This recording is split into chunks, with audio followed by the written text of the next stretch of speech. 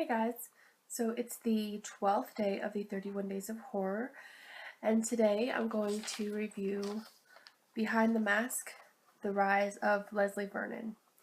And this was a film that I'd heard about it before, but I hadn't checked it out yet. It's a 2006 mockumentary slash horror slash black comedy. And I'm a bit iffy when it comes to mixing horror and comedy because when it's done well, it's really good, like Shaun of the Dead or Evil Dead. But for the most part, for me, it just doesn't work.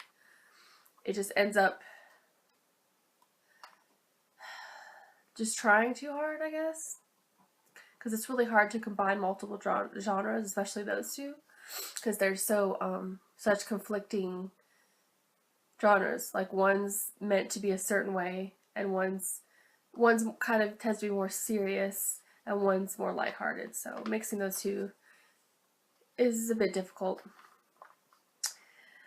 But I actually thought this film did it really well. So the film is about the making of it's documentary style with this three people, a journalist named Taylor and her two cameramen, Doug and Todd. And they are making a documentary following a serial killer named Leslie Vernon. And they basically follow him, and he explains about kind of all the ins and outs of killing. And what I thought was really cool too is in most horror movie franchises, like the really popular ones, every horror movie is kind of in its own universe. It's separate from other universes. So usually, Freddy Krueger doesn't usually exist in the same universe. I mean, they had those, that film that they have occasionally combined the two, but mostly they're in different universes. Michael Myers and Freddy are not in the same reality, if that makes sense. But in this movie, they all exist. All the serial killers, all the horror movie figures, all exist in the same universe. And Leslie referenced them and talks about them like they're heroes and they're people that he admires. And there's other times too where they're referenced in the film. And I just thought that was really cool because, like I said, they're usually separate entities, but in this film, it's like all these people exist in the same universe. And that's, I think, what I like a lot too is a lot of references to horror films and just talking about, just Leslie describes kind of the archetypes of horror films and the I guess kind of the trajectory that they all follow about having a virgin and why you kill people in a certain way that you kill them, and how to set it up to drive the potential main victim, to start to scare them and build up their fear. And it's just really interesting. He just goes into all that about the initial picking of a victim and the stalking and the different things that set up. It was just really interesting. And definitely the best character in the film is, of course, Leslie Vernon. But also, he was the strongest actor. And I don't know if this was intentional, because there are other actors and a lot of, toward the end, some teenagers. And I found their acting kind of bad. But I don't know if that's intentional, because they're kind of supposed to fit the archetype of stupid teenagers. And yeah, so I don't know if that was intentional. But it was just more apparent because Leslie, an actor, of course, that played him, was such a strong character and personality in the film that everything else compared next to him. He was the whole film. He was of course, like what it all revolved around, but he was just such a strong personality, and he was so interesting and funny and just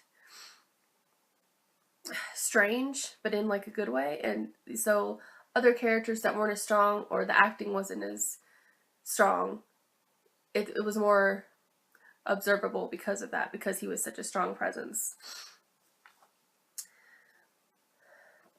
But yeah, he was really interesting. I really liked Leslie, the character.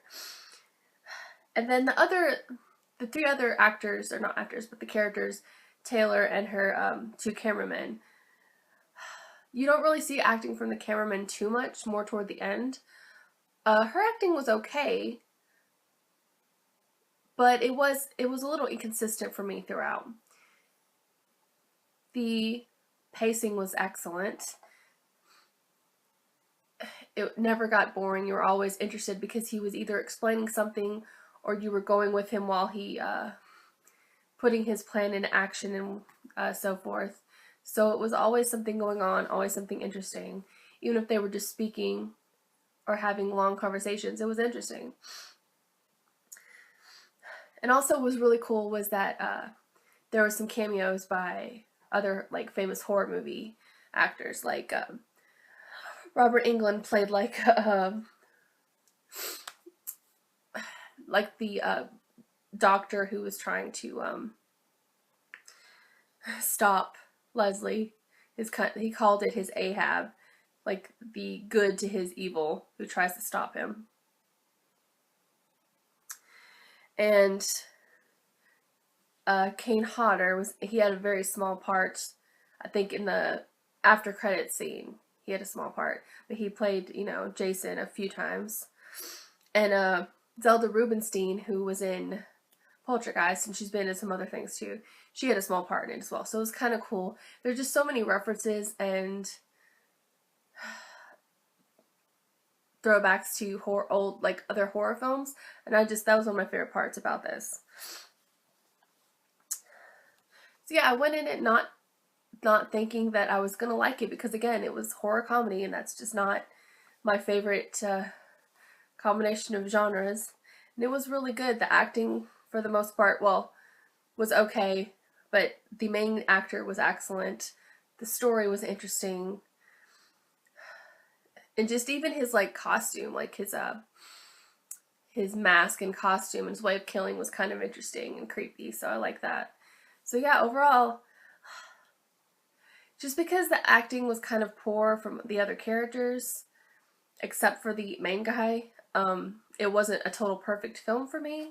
But I give it, I think, like an 8.5 out of 10. I really, really liked it. This is definitely a film I will purchase. Because for me, I'm kind of really selective about movies that I buy. Because I just buy movies that I will either watch a lot or that I really like. I'm not like one of those people that have like thousands of DVDs or Blu-rays. I'm not going to buy a movie if I don't like it or keep it in my collection. Like if somebody gave me a movie and I didn't like it, I would pass it along to somebody else. I just don't keep things in my collection that I don't like. But this is definitely one I would put in it, because it's a movie I can see myself watching again. It's a movie I'm probably going to get some other people that I know like horror to watch and see what they think of it, because I think they'll like it. So yeah, this was a really good movie. I really enjoyed it. Because actually, I think since this started, I haven't really reviewed any American horror movies that highly that I've been watching. So this is like the first one that I've really enjoyed. So American horror films are still good somewhat. Although this was like 2006, so that was a while ago. But yeah, day 12 of the 31 Days of Horror, and I really liked the movie that I watched today, and I highly recommend it. And as always, thanks so much for watching.